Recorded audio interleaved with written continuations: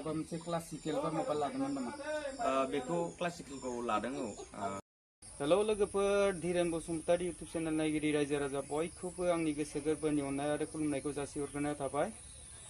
जोंहा बर' हारिनि मुंदांखा मेथाइ खननायजों लोगोसे बिथाङा फावखुंगुरबो।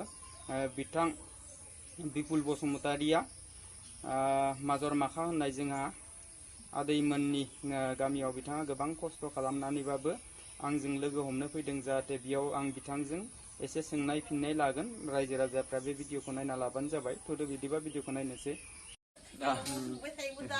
आदा, नोंनाव आं माने फंनैसो सोंथि सोंनि। गिबियावनो आदाया नोंनि माबाखौ डिस्ट्रिक्ट आरो मुंखौ गिबियावनो फोरमायना लाग्रोबानो जाबाय। खुलुमबाय, आंनि मुङा मुस्रि बिपुल बसुमतारी।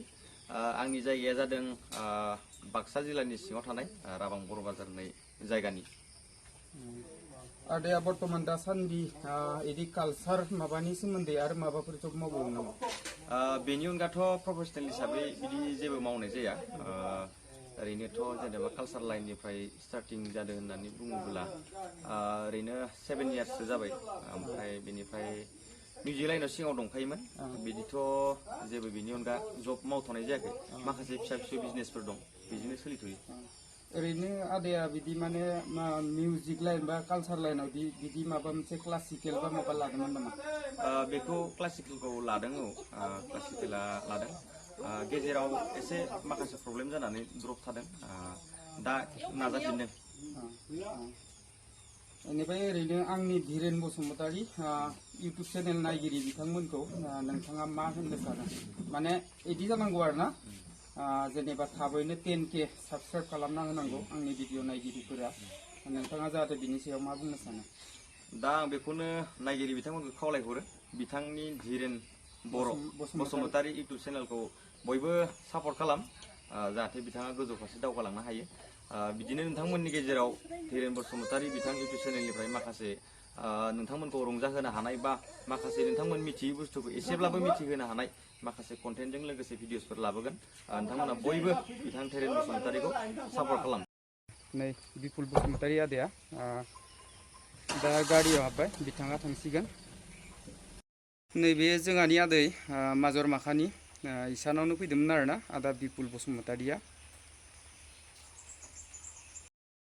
नैबे जोंहानि बाजै, दाखालिबो देखायखांखाबायानो आङो, सेकेन्ड आदानि आरोना। नै ओरैजाय आदाया नै गस्ला सस्ला गानखाया। आदा नारब्रा खाथ्रासो खायो, देन्जार खाथ्राखा। सान्दुं अखा गस्ला गानखाया आदाया, बिराद देन्जार खायो। बिगुरा खाथ्रा रोजा होनदोंमोन ना आदा नोंना? देन्जार खाथ्रालै सान्दुं अखा नों गस्ला गानखायाना, लांथिया बाबासो नामा? खाथ्राखा। नै दिनै आं बाक्सानिफ्राय गुगामगाव थांसिगोन नालाय आदाया जाहोनो थाखाय अमा बेदर लाबोबाय। नै आदाया अमा बेदर गोदाबाय दं। लोगोफोर, बिथाङा जोंहा आदैमोननि माजर माखा होननाय गामि खाथिनिनो आरोना। बेनि थाखायनो आं बिथांखौ माने फनजों कन्टेक्ट खालामनानै बिथांजों रायज्लायदोंमोन। बिथाङा होनदों नों फैलायनाङा, नों फैयाबाबो जागोन, नोंसिनावनो आं थांनानै नोंथांजों लोगो हमगोन बिदि बुंनायलाय बिथांखौ आं लेंहरनानै बिथाङा जोंहा आदैमोननि माजर माखा होननाय गामियाव फैदों आरोना। बिनि थाखाय आदा बिपुल बसुमतारीनिसिम आंनिफ्राय रोजा रोजा साबायखर बावनाय थाबाय।